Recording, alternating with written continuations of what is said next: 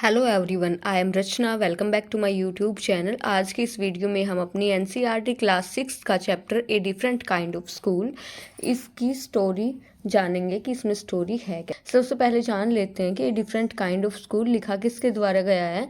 तो इसके राइटर हैं ईवी ल्यूकस जी। ठीक है, तो अब इसमें मैं आपको स्टोरी बताती हूँ। ये स्टोरी आपके लिए बहुत ही हेल्पफुल रहेगी। तो चलिए स्टार्ट करते हैं। इस स्टोरी में जो मेन कैरेक्टर होते हैं, एक बार उनके बारे में बताती हूँ। एक नैरेटर होता है, एक मिस बीन होती है और एक लड़की होती है। तो ये कहानी है क्या? ये एक स्कूल की कहानी है। ये नैरेटर है, ये उस स्कूल के बारे में बहुत तारीफ नैरेटर ने सुन रखी थी और कुछ लोग उस स्कूल के बारे में क्रिटिसाइज भी करते थे। तो नैरेटर सोचते हैं कि नैरेटर जाते हैं कि ऐसा क्या है उस स्कूल में। नैरेटर गए तो थे, क्रिटिसाइज करने के इरादे से ही उस स्कूल में गए थे और वहाँ पे जो मिस बीन थी वो उस स्कूल को चलाती थी। तो नैरेटर स्कूल में पहुँच जाते हैं। जब वो वहाँ पे पहुँचते हैं तो उन्हें पहुँचते ही वहाँ पे एक 12 साल की लड़की दिखाई देती है जो कि वहाँ अंधी बन के घूम रही होती है। ठीक है, और उसके साथ में एक लड़का होता है जो कि उसका मार्गदर्शन कर रहा होता है और लड़की की आंखों पे पट्टी बंधी होती है। जब वो ऐसे पूरे स्कूल में घूम घूम के देखता है तो वो ये पाता है कि वहाँ पे कोई बच्चा अंधा बना हुआ है, कोई बहरा बना हुआ है, कोई लंगड़ा बना हुआ है, ऐसे बच्चे घूम रहे थे।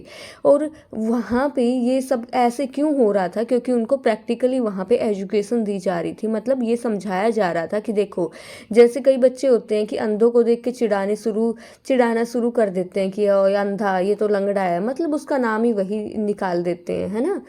तो हमें ऐसा नहीं करना चाहिए। यही सब सिखाने के लिए उस स्कूल में हर बच्चे की टर्न आती थी कि आज तुम अंधे बनोगे, आज तुम लंगड़े बनोगे, आज तुम बहरे बनोगे, ताकि सब बच्चों को पता चले कि जब वो होते हैं, उनमें कोई विकार होता है तो उनको कैसा फील होता है। और जब अगर उनमें कोई विकार है, मान लो कोई अंधा है, कोई लंगड़ा है, और उनको जब दूसरे लोग चिढ़ाते हैं तो उनको कैसा फील होता है। तो यही सब इस स्कूल में सिखाने के लिए ये सब चलता था। तो नैरेटर गए तो थे वहाँ पे क्रिटिसाइज करने के उद्देश्य से, लेकिन वो वहाँ जाके क्रिटिसाइज नहीं कर पाते हैं और नैरेटर को वहाँ जाके बहुत ही अच्छा लगता है। नैरेटर में भी थॉटफुलनेस आती है और वो खुद से वो मतलब सॉरी फील करता है कि अरे मैं तो गलत समझ रहा था इस स्कूल के बारे में, बल्कि ये स्कूल तो बहुत ही अच्छा है। तो इस चैप्टर के मेन कैरेक्टर हमारे नैरेटर हैं, मिस बीन है, और ये जो एक लड़की है, ठीक है, गर्ल, जो कि जिसकी आंखों पे पट्टी बंधी हुई है। और इस चैप्टर से हमें क्या शिक्षा मिलती है? हमें शिक्षा मिलती है कि one should always be humble, kind and learn to deal with misfortune. कि एक को हमेशा ही हम्बल रहना चाहिए, काइंड रहना चाहिए। इस स्टोरी से हमें नैतिक शिक्षा ये मिलती है कि वी शुड नेवर जज a book by its cover. जैसे कि नैरेटर ने किया, इस स्कूल को जज कर लिया, बस बाहर से सुनी सुनाई बातों में, बाहर से ही देख के स्कूल को जज कर लिया कि इसमें क्या खास होगा, स्कूल में कुछ भी खास नहीं होगा।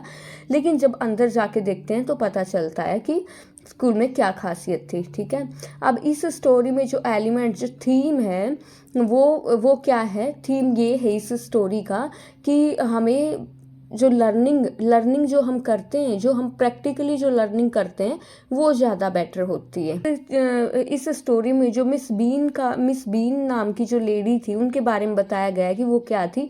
अगर आपसे पूछ लिया जाए कि मिस बीन के बारे में, तो वो एक तो मिड एज थी, प्लम्प थी, मतलब वो मोटी थी, ठीक है, और काइंड भी थी, अंडरस्टैंडिंग भी थी। तो कहने का मतलब वो जो लेडी है वो बहुत ही अच्छी लेडी थी।